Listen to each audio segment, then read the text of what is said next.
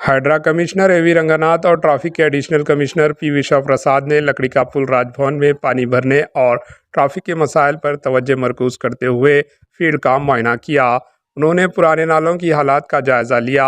एक हफ्ते के अंदर बहाली की हिदायत दी गई और बरसात के मौसम के लिए अबूरी हेल्प और तबादले ख्याल किया गया। टीम ने राजभवन सड़क पर बारिश के पानी को रोकने के लिए जायज़ा लिया गया, जिससे 5 सेंटीमीटर तक बारिश सैलाब के पानी से खतरे को कम किया जाएगा। बुनियादी मकसद हैदराबाद की किसी भी सड़क को सैलाबी पानी की वजह से डूबने से रोकना है। Bureau report, AHN news.